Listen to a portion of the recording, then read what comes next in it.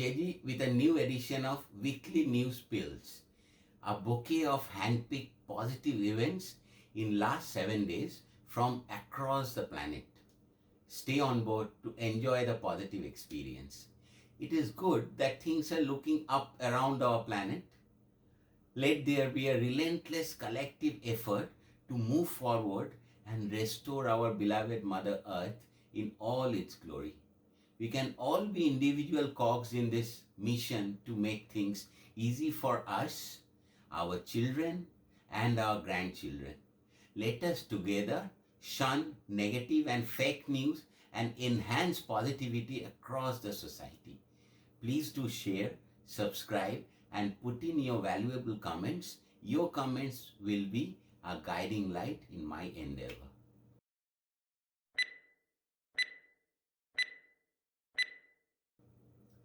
News Pill 1. Microsoft joins Apple in the $2 trillion club briefly. CEO Nadella's strategic moves help Microsoft benefit from trends that arose during the pandemic, pushing up stocks. The Microsoft Corporation took its place in the history books as just the second US public company to reach $2 trillion market value, buoyed by bets its dominance in cloud computing and enterprise software will expand further in a post-coronavirus world. Since taking the reins in 2014, Chief Executive Officer Satya Nadella has reshaped the Redmond, Washington-based company into the largest seller of cloud computing software. Microsoft has gained 19% so far this year, outperforming Apple and Amazon.com Inc. as investors piled into the stock on expectations of long-term growth for both earnings and revenue, and expansion in areas like machine learning and cloud computing. With a series of strategic shifts in the past 7 years, Nadella has restored Microsoft to the vanguard of technology with a focus on cloud, mobile computing, and artificial intelligence. While it took Microsoft 33 years from its IPO to reach its first $1 trillion in value in 2019, the next trillion only took about 2 years.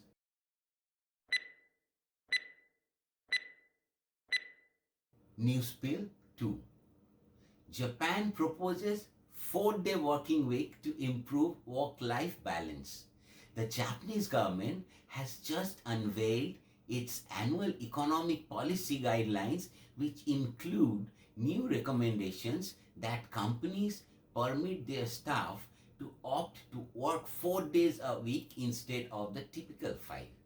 Japan's famously hardworking salarymen and increasingly salary women are to be encouraged to reduce the amount of time they spend in the office environment as part of the government's initiative to improve the nation's work-life balance. There are regular stories in the Japanese media about young staff either falling ill due to excessive overtime or taking their own lives due to stress known as karoshi, or death by overwork.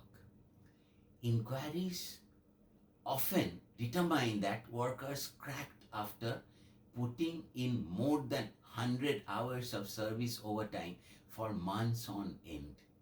The recently unveiled annual economic policy guidelines include new recommendations that companies permit their staff to opt to work 4 days a week instead of the typical 5.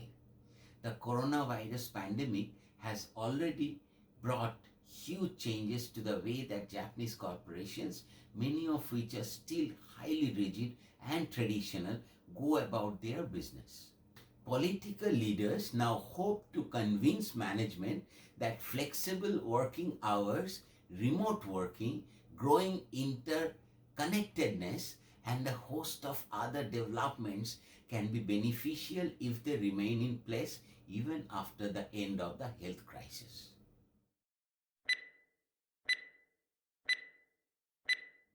News Pill 3. Rapid growth makes Amazon leader in streaming video market. In 6 short years, Amazon has risen from worst to first in the video streaming pack, according to a survey released by a consumer market research firm.